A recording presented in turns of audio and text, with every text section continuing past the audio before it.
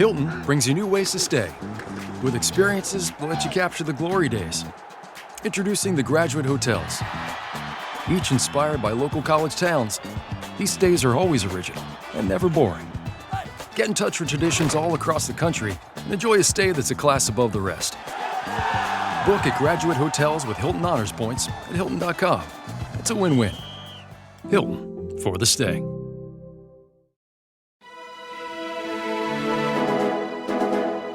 I'm thankful to be on the Dr. Sky Experience on 77 WABC, and talk radio is an important method for getting facts out and discussion and debate started, and I appreciate what you do.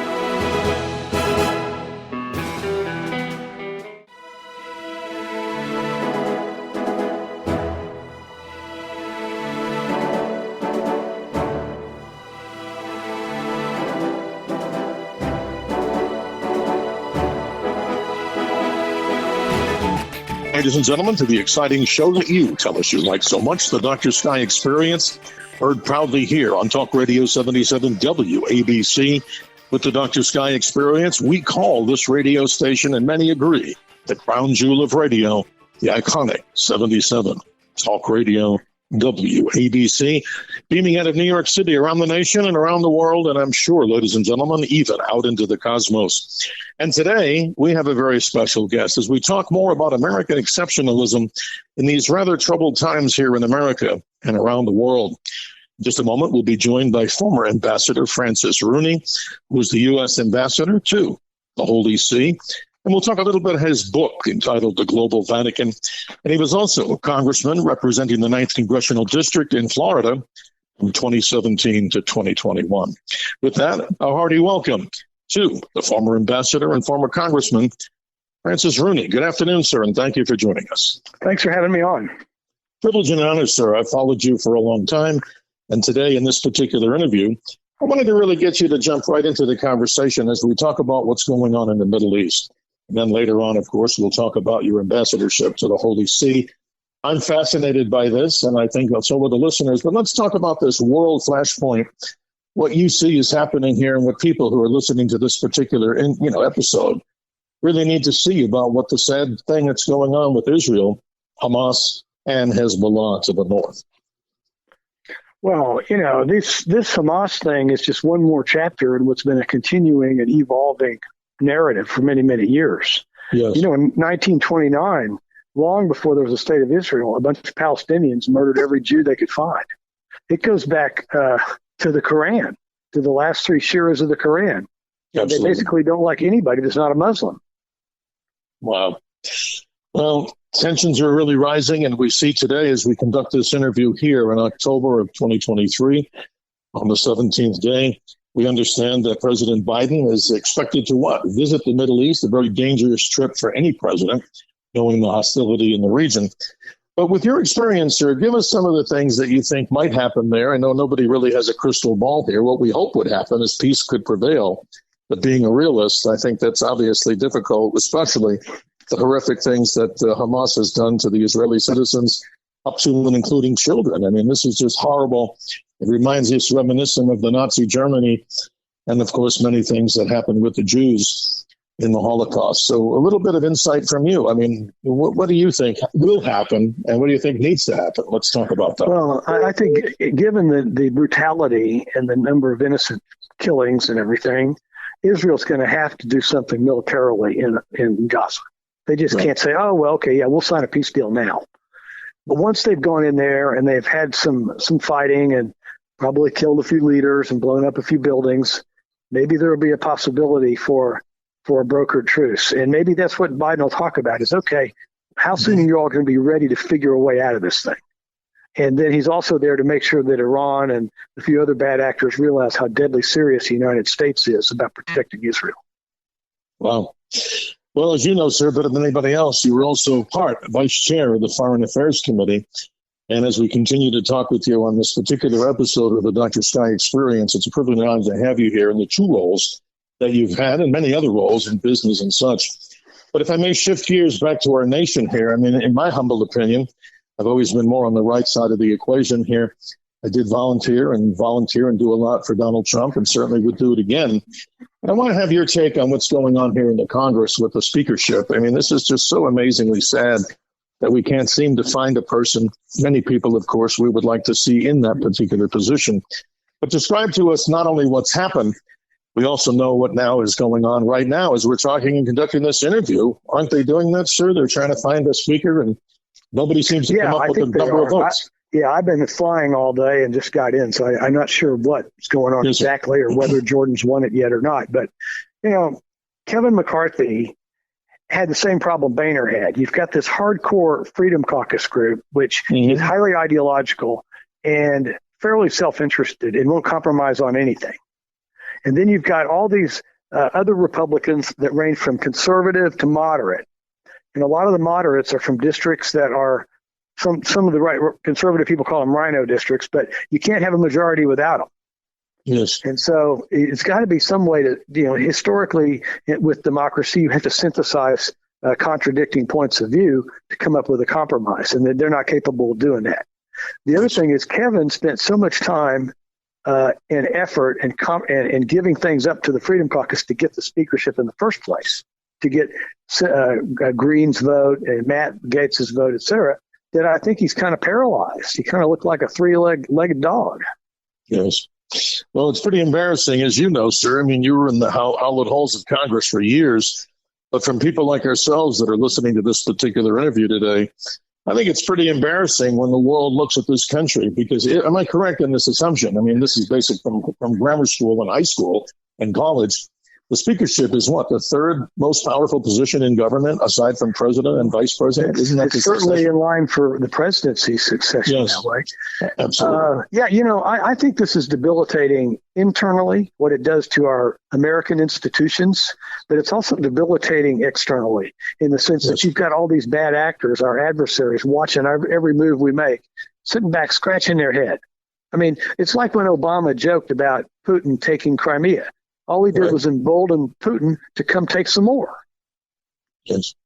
Weakness all around. And if I may transition, sir, these are the subject matters that I think are most important to the American people, at least I hope so. Controlling inflation and securing our border. And of course, that's a big subject matter. But let's talk about the most obstreperous thing here. I can't get over this. I live here in Arizona. I represented the Maricopa County Sheriff's Office and work around, and we're certainly proud of working with Sheriff Joe Arpaio for so many years in that role out there. So it's so incredible. I mean, when people are told to have to pay taxes by, let's say, April 15th or the specter of going to jail, how can anybody within a common sense mind, obviously I'm not telling people not to pay their taxes, when we realize that we're doing something, the government that is, letting illegal individuals in here without, right, Congressman, right, Ambassador, without any vetting process. I mean, aren't we setting ourselves up for total disaster here in light of what's happened in Israel and Hamas and Hezbollah? This is just insane, correct? Well, the thing is, we have a tradition of asylum in this country. Yes. The federal courts have expanded the justifications for asylum well beyond the law. I mean, the law says fleeing religious or political persecution. I mean, now you can get let in if you come from a country with a bad education system. I mean, it's ridiculous. Right. And the other thing is the Mexican drug gangs are controlling the border on the Mexican side now. So who knows what kind of bad guys can get in here. Absolutely. I worry about that every day. And I say worry, I'm not usually one who's scared, but anybody listening to this, obviously we're here on Talk Radio 77 WABC. Congressman, Ambassador, you know that the problem there is so prolific. I mean, people are coming in illegally, staying in five-star hotels, literally bankrupting the city of New York. And Eric Adams, the mayor, at first was wanting people to come into the sanctuary city, but he's trying to squeeze it out and say, hey, even I recognize that we can't sustain this insanity. Well, yes. George Bush tried to solve the problem with the comprehensive immigration reform of 2007, which would have secured the border and required that for people to come in this country, they were going to have to register, sign up, prove their capability, quality, lack of criminal record, et cetera, and they would be able to get a work permit and go to a job somewhere, and we would know where they are and who they are. Absolutely. And that would have been a rational answer to our need for people as well as our need for security. You've written an op-ed. Many people have read it. I'd like you, if you'd be kind enough, sir, to go over a little bit of the summation points. You have three focus points and areas that Congress should be concentrating on. If you don't mind sharing those again with us and the listeners, I appreciate that. Well, I think if this is the one I'm thinking of, I talked a lot about eliminating the partisanship. Absolutely, that's the one. And nobody can do anything in this highly charged, highly partisan environment. I mean, they can name post offices or something like that, but when it comes to an important issue like dealing with an adversary, stopping our spending, securing the border, Congress is impossible to act. Mm-hmm. Interesting. The other thing is, we have to stop the spending. We are mortgaging our kids' and grandkids' future by profligate spending by a bunch of politicians on both sides. They can't say no. Yes. It's sad. I mean, the guesstimate is, I study astronomy, sir, and we talk about big numbers, but when you're talking, $32 alleged trillion in deficit, it seems like the amount of interest just on that alone is more than what many nations have for their gross national product. So sure. And how does anybody maintain that? Right. Yeah. How do you deal with that? You have to inflate your way out of it, i.e. our money becomes debased to be able to retire that debt through inflation, or you have to have really high interest rates, or both. Absolutely. High interest rates are to attract enough capital to keep your debt refinancing. Yes. One of the subjects, sir, as we move quickly here, I know your time is limited, and I appreciate your time here on this radio station, the archive here. We call it the Dr. Sky Experience here on Talk Radio 77 WABC, as we talk with our very special guest today, former ambassador to the Holy See. He's the author of a book called The Global Vatican, and also representing the 9th Congressional District in Florida from 2017 to 2021. He is none other than Francis Rooney. I wanted you to give us just a quick summation on a couple of things here, sir, that I find interesting. Donald Trump, no matter how you look at it, obviously it seems like he can never get a fair trial anywhere. But you've talked before, and I'm going to play this. You won't hear it, but the audience will, and the guests listening in. I see in an interview that you actually did there talking about purging of the FBI. And we see even at the top levels of the Justice Department, the FBI, in my humble opinion, there needs to be some sort of a cleansing to remove the whole specter of trying to pick on people that they don't agree with, and hopefully not have the Democratic Party go after individuals just because of their beliefs. And we're going to hear that now, but let's have you comment on that. I mean, that interview was quite interesting. I watched that and I thought, wow, purging the FBI, obviously we need to clean house on some of these people that will not consider to give us a fair hearing or a fair amount of what we call equal justice. A GOP congressman is calling for a, quote, purge at both the FBI and the Justice Department. Congressman Francis Rooney of Florida denies that he's trying to undermine the agencies. I don't want to discredit them. I would like to see the directors of those agencies purge it and say, look, we've got a lot of great agents, a lot of great lawyers here. Those are the people that I want the American people to see and know the good work's being done, not these people who are kind of the deep state. You say you're not trying to discredit the FBI or the Justice Department. I want to talk to you about why you have criticism of them. But first, are you sure you want to be throwing a word like purge around? Well, it might be a pretty strong word. I'm not maybe the most nuanced political person in the world coming from a career in business, but I'm pretty frustrated that all the things that have come out by the Strozik and Orr and what may or may not have taken place in Deputy Generals. Well, let me McCabe, stop you there. Struck, Mueller removed Struck. Orr was demoted. I mean, so what's the evidence? What's the evidence then that bias has impacted this investigation when the very data points you're putting there actually action has been taken against those individuals? As an American citizen, I'm nervous and discontent that people would have those kinds of lack of impartiality and bad animus as displayed in those emails, and that they would have gone so far as to try to possibly use that dossier to discredit the campaign. I think that's going beyond just having political views, and I hold the FBI and the Department of Justice in very high esteem. Where's the evidence that bias has infiltrated this investigation? Do you have some knowledge we don't have? Because we're not seeing that. No, I don't. I'm not saying it necessarily influenced the investigation, but they certainly were trying to work to impede Donald Trump. That's what the guy said in those emails. And I just don't know that someone in the FBI and the DOJ ought to be doing that kind of stuff with all the power and authority they have over American citizens. And what say you? Well, I think it was very disturbing to me to read all the classified documents pertaining to the Steele dossier, to see that the FBI leaders and the Justice Department leaders, all the way to the top, pencil whipped these warrant applications whose basis was never vetted. And it was done by a couple of highly politicized, left-leaning bureaucrats in the FBI, Peter Strzok and his girlfriend. And that's not what our democracy can be. We can't stand to have a politicized democracy that half the country can't trust. Amen. And the other part of it is, you know better than just about anybody, because you've taken an oath. We're simply not a democracy. I get tired of hearing that when we truly are a constitutional republic, and I don't hear much of that in any of the legacy media. Let's talk about something, I think, a very bright side of the equation here. You're the former ambassador to the Holy See.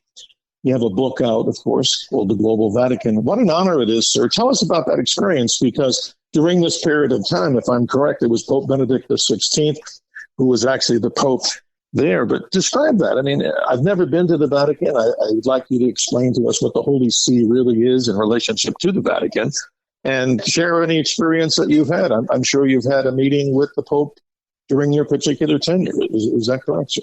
Oh, yeah, a bunch of them. One with George Bush, and several by myself, and one with Mrs. Bush and her daughter. Wow. The Holy See is a unique place. It has a lot of authority and influence in the world, but it doesn't have any kind of territory or oil or other hegemonic indicia. So as such, it's kind of got a moral standing, if you will. So we find the Holy See very useful to lead in certain areas of diplomacy, where their words can carry a lot of weight around the world. You know, a lot of these global South countries where they can have influence with, where we can't. Certainly, the Pope Benedict was very helpful criticizing Ahmadinejad in Iran and Kabila down there in the Democratic Republic of Congo when I was there. And so in that sense, for the issues that they're involved with, they cast a global footprint. You know, issues of religious freedom, freedom of expression, human dignity, human rights, calling out authoritarian governments who trample on their people. That's the reason we have a mission there. Oh, it's beautiful.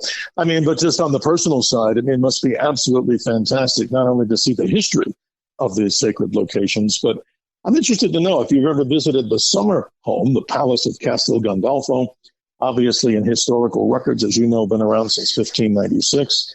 And since I'm on the astronomy and astrophysics side, sir, obviously the Vatican Observatory is a big part of that, right? Yeah, since you're an astronomer, I went out there several times, and they showed me the pictures of the sunspots and everything. It's an incredible telescope. And then the residence right next door is beautiful. I went out for several conferences out there with the leaders of the Holy See's diplomatic corps, and they have a lot of pretty nice infrastructure. There's no doubt about it. And really, the whole city of Rome is a museum when you come, quite frankly.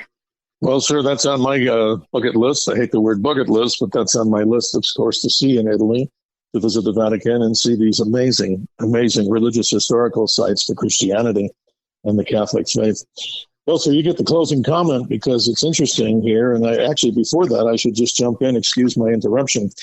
But we find out here something that you bring up very interesting here. 14% of defense appropriations do not add to combat readiness. And I want to talk about our military then before the last word. And you described this. This is a rather sad percentage. I don't like to look at these percentages, but truth is, it is what it is.